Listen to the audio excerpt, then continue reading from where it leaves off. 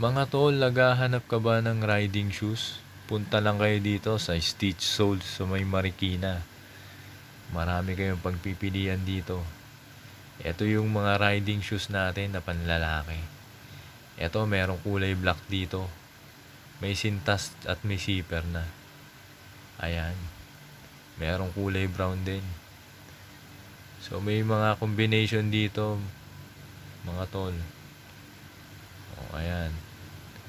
At dito pala sa Stitch Soles sa may Marikina, nagko-customize sila ng mga sapatos. Kung gusto mong magdagdag ng taas ng sapatos, pwede. Sa mga kulang sa height dyan, pwede kayong magpadagdag kung gaano kataas ang gusto nyo. Ayan, meron din sila mga flat shoes. Ito parang Chuck Taylor design. O, ayan mga tolo. O, ang price range pala nito nasa 3,500 up to 5,000. Lahat ng klase yan. Ayan. Marami kayong pagpipilian dito. Dito lang yan sa General Ordonez Avenue, Marikina City. Ito naman ang mga pambabae natin na riding shoes. Meron din dito. Ayan.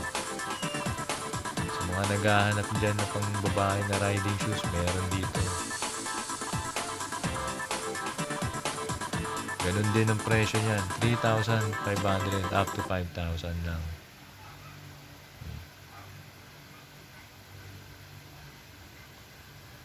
Kaya ano pa hinihintay nyo? Punta na kayo rito. Sa mga mahihilig sa boots dyan, punta na kayo rito. O, ayan o.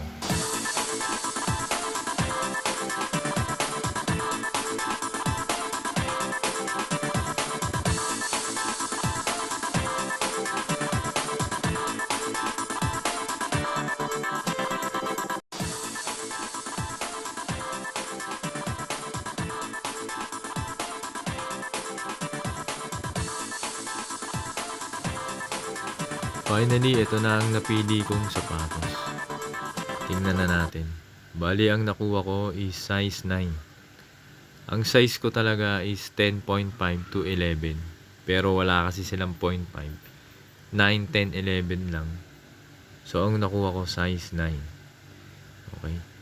Ang original na size ko talaga is size 10. Ito, binigyan ako ni ate ng shoe cleaner. Malaki kasi yung size nila. Kaya size 9 ako. So, yun. At napili kong sintas is ito, kulay brown. At ito naman yung nakuha nating sapatos. Buksan natin.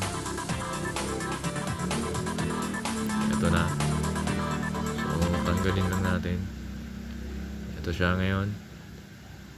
Ang kinuha ko is yung may sintas na may zipper sa gilid. Ayan, combination siya. Okay. So, madalas kasi tinatamad ako magsintas. Kaya, yun. Para madali na lang isuot. Okay. Ayan. Ayan siya mga tol. So, tingin ko naman mukhang matibay naman. Okay naman yung mga tahi niya. Tsaka maganda naman yung pagkakagawa. Quality talaga. Ayan.